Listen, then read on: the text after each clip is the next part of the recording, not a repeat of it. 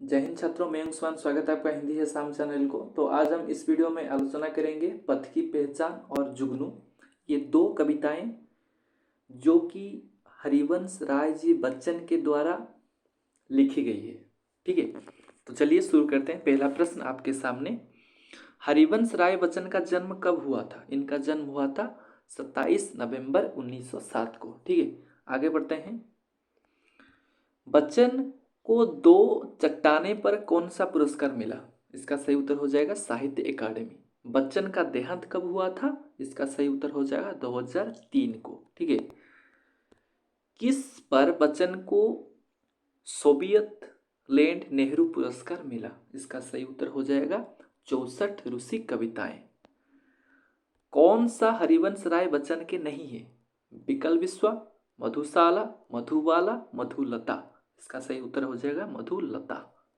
बच्चन की कविता डैश गुण संपन्न है? इसका सही उत्तर हो जाएगा कि प्रसाद। बच्चन की कविता में डैश छंद का प्रयोग है? इसका सही उत्तर क्या होगा? मुक्त, अमुक्त, दोहा, इनमें से कोई नहीं, मुक्त हो जाएगा। ठीक है, आगे बढ़ते हैं।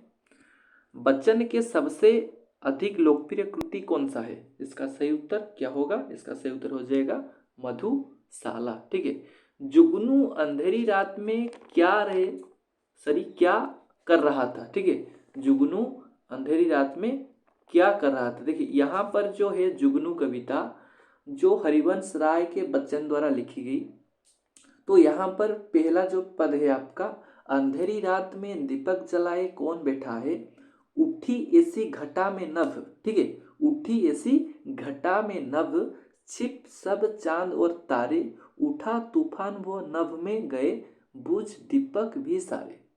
तो जुगनू अंधेरी रात में क्या कर रहा था? सो रहा था, खेल रहा था, दीपक जलाए बैठा था, दौड़ रहा था। इसका सही उत्तर हो जाएगा दीपक जलाए बैठा था। ठीक है, आगे बढ़ते हैं कि जुगनू कविता के अनुसार रात के बाहर क्या हो रहा था? रात के बाद घटा उठ रहा था। ठीक है, रात के बाद घटा उठ रहा था। आगे बढ़ते हैं।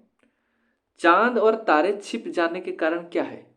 चांद, अभी मैंने आपको कहा था, उठी ऐसी घटा में नभ, यानी नभ यानी आकाश, आकाश में बादल जब छा जाते हैं यानी घटा उठना। बाहर आतंक था, किसका आतंक था? किसका आतंक था? तिमिर का आतंक था। ठीक है, तिमिर के राज का ऐसा कठिन आतंक छाया है, उठा जो सिर सकते थे उन्होंने सिर झुकाया है, मगर विद्रोही की ज्वाला जलाए कौन बैठा है, अंधेरी रात में दीपक जलाए कौन बैठा है। ठीक है, पथ की पहचान बच्चन की किस कविता के संकलन से आई है? इसका सही उत्तर क्या होगा? इसका सही उत्तर हो जाएगा आपका 13 का। कमेंट करके बताएं, मधुबाला होगा, मधुशाला होगा, संतरंगिनी होगा या आकुल अंतर होगा? ठीक है, ये कमेंट करें मुझे। 13 नंबर का प्रश्न। आगे बढ़ते हैं 14 की ओर। पथ की पहचान कविता, देखिए इस जो कविता है पथ की पहचान और जुगनू, ये बहुत डिफिकल्ट कविता है।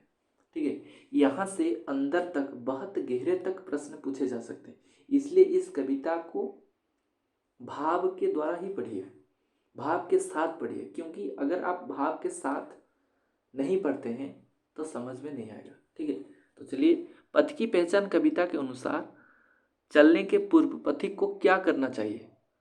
पथ की पहचान करना चाहिए। ठीक है, पथ की पहचान।